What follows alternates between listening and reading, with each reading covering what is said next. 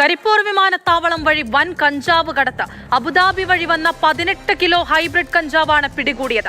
കഞ്ചാവ് വാങ്ങാനെത്തിയ കണ്ണൂർ സ്വദേശികളായ 2 പേർ പോലീസ് കസ്റ്റഡിയിലാണ്. അബുദാബിയിൽ നിന്നെത്തിയ എത്തിഹാദ് വിമാനത്തിലെ യാത്രക്കാരനാണ് ഹൈബ്രിഡ് കഞ്ചാവ് കൊണ്ടുവന്നത്.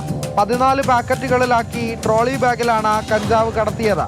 കസ്റ്റംസിന്റെ കണ്ണു വെട്ടിച്ച് പുറത്തെത്തിച്ച ഹൈബ്രിഡ് കഞ്ചാവ് കാത്തുനിന്ന റിജിലിനും റോഷനും കൈമാറി ഇയാൾ കടന്നു കളഞ്ഞു. സംശയാസ്പദമായ സാഹചര്യത്തിൽ വിമാനത്താവള പരിസരത്ത് ചുറ്റിത്തിരിഞ്ഞ റിജിലിനെയും റോഷനെയും പോലീസ് പിടികൂടിയതോടെയാണ് വൻ ലഹരിക്കടത്തിന്റെ വിവരം പുറത്തു വന്നത്.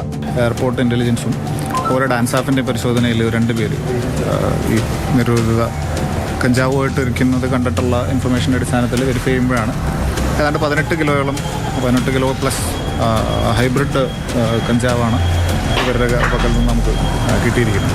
കഞ്ചാവ് വിദേശത്തു നിന്ന് കൊണ്ടുവന്ന മുഖ്യപ്രതിയെ പിടികൂടാൻ പോലീസ് അന്വേഷണം ഊർജിതമാക്കിയിട്ടുണ്ട്. കരിപ്പൂർ വിമാനത്താവളത്തിന്റെ ചരിത്രത്തിൽ തന്നെയുള്ള ഏറ്റവും വലിയ ഹൈബ്രിഡ് കഞ്ചാവ് വേട്ടയാണിത്. ബാങ്കോക്കിൽ നിന്നാണ് അബുദാബിയിലേക്ക് കഞ്ചാവ് എത്തിച്ചതെന്നാണ് വിവരം.